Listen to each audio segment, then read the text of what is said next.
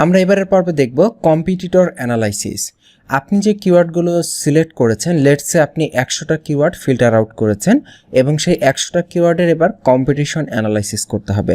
তো আমাদের এখানে 13টা আছে, তো আমরা দেখব যে কিভাবে কম্পিটিটর অ্যানালাইসিস করতে হয়। এখানে আরও একটা ব্যাপার বলে নিচ্ছি, আপনি যে কিওয়ার্ডগুলো ফিল্টার আউট করবেন চেষ্টা করবেন সেই কিওয়ার্ডগুলোর সার্চ ভলিউম যেন মিনিমাম অ্যাটলিস্ট 200 থেকে 300 মিনিমাম থাকে।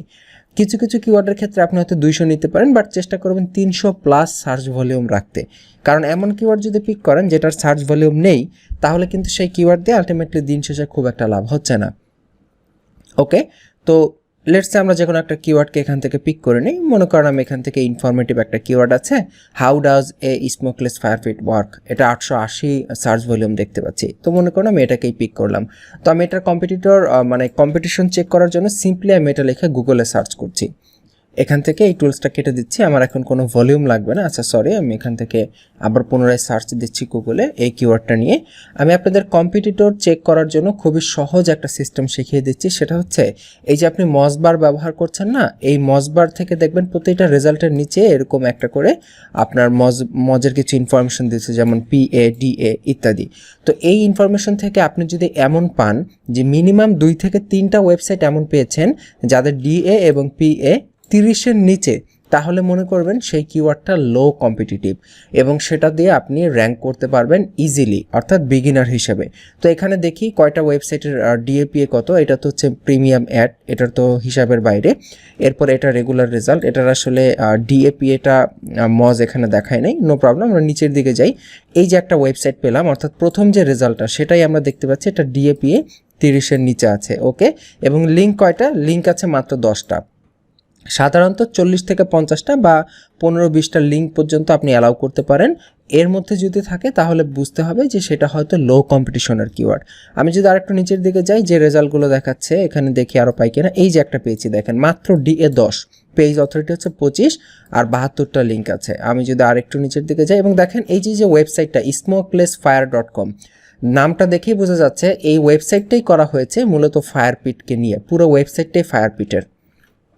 ওকে, তো আমি যদি আরেকটু নিচের দিকে যাই, এই যে দেখেন আরেকটা ওয়েবসাইট আমরা পেয়েছি PA 2618, অর্থাৎ এখানে লো DA এবং লো PA নিয়ে বহু ওয়েবসাইট, এমনকি একেবারে লো লিঙ্ক নিয়েও বহু ওয়েবসাইট এখানে র্যাঙ্ক করতেছে।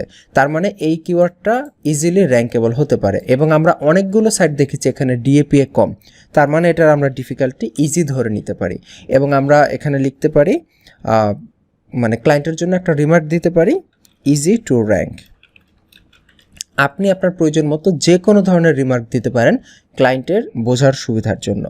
এরপর আপনি যদি আরেকটা নেন, লেটস সে আপনি বেস্ট স্মোকলেস ফায়ার পিট, এইটাকে আপনি কপি করলাম। কপি করে এবার আমরা এটা লিখে গুগলে সার্চ করি।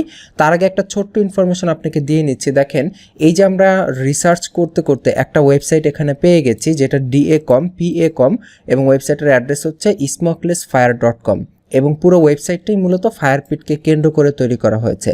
তার মানে এখান থেকে কি বুঝতে পারতেছেন, এটা একটা আমাদের কম্পিটিটর।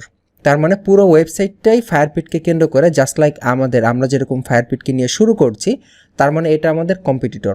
এটার লিঙ্কটা সেভ করে রাখবেন। রিসার্চ করতে গিয়ে যদি এই ধরনের কোনো লিঙ্ক পান, অবশ্যই সেগুলোর লিঙ্কে সেভ করে রাখবেন। আমি শিটে কোথাও একটা খালি জায়গায় সেভ করে রাখতেছি।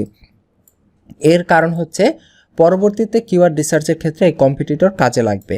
কিভাবে কাজে লাগবে সেটা আসলে ফ্রি মেথডে আপনি খুব একটা কাজে লাগাতে পারবেন না, বাট পেইড মেথডে যখন কিওয়ার্ড রিসার্চ করবেন তখন এই কম্পিটিটরগুলো খুবই কাজে আসবে।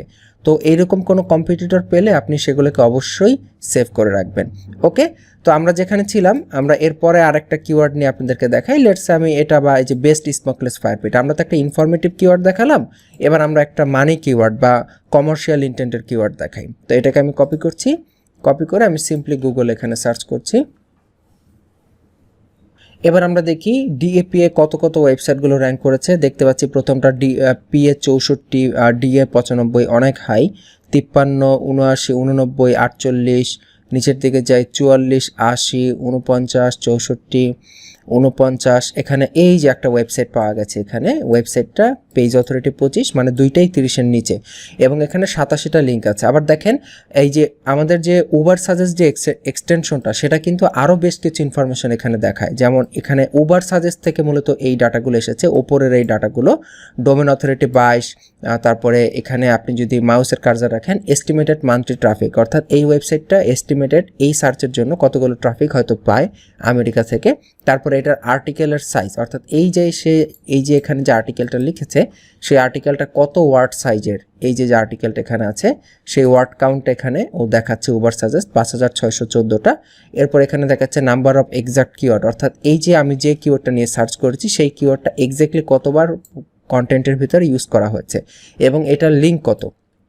তো উবার সাজেস্ট ওপরে একটা ডাটা দেখাচ্ছে, উবার সাজেস্ট বলতেছে এদের লিঙ্কের সংখ্যা 68, আবার মজ বলতেছে লিঙ্কের সংখ্যা 87। তো এক এক টুলস এক এক রকম দিবে, নো প্রবলেম, সেগুলো নিয়েই কাজ করতে হবে। আমরা একটা মোটামুটি উইক সাইট এখানে পেয়েছি যেটা র্যাঙ্ক করেছে, ওকে। একটা বা মিনিমাম 2-3টা পাওয়ার চেষ্টা করতে হবে। এবং এরপর আরেকটা সাইট দেখতেছি, এটার ডিএ বেশ ভালো, তো এটা আসলে মানে অথরিটি অনেক বেশি, তার মানে এটা দেখলাম যে মোটামুটি হাই কম্পিটিটিভ কিওয়ার্ড। তো এটা আমরা ক্লায়েন্টকে দিতেও পারি, নাও দিতে পারি। তো আমরা এখানে দিতে পারি যে হাই, এটার কম্পিটিশন হচ্ছে হাই। কোনো রিমার্ক যদি থাকে দিবেন, না থাকলে দিবেন না। আমরা এই দুইটাকে সেন্টার অ্যালাইন করে দিচ্ছি।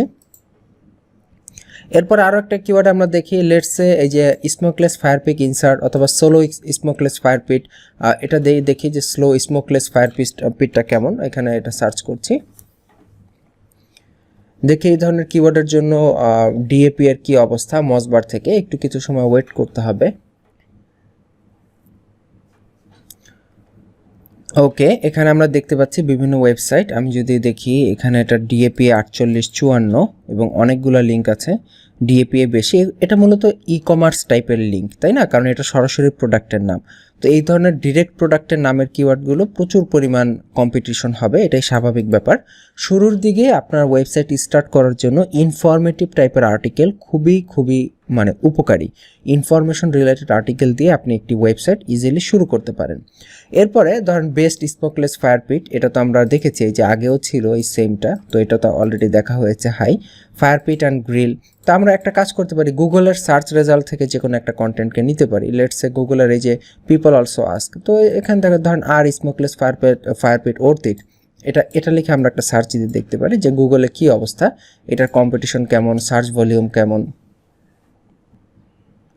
আমরা দেখতে পাচ্ছি এটার সার্চ ভলিউম 0 দেখাচ্ছে কিওয়ার্ড সার্ভার টুলে, এবং এইখানে আমরা দেখতে পাচ্ছি এটার সার্চ ভলিউম 70 দেখাচ্ছে, অর্থাৎ উবার সাজেস্ট ডেফিনেটলি খুব ভালো মানের একটা টুল বিগিনারদের জন্য।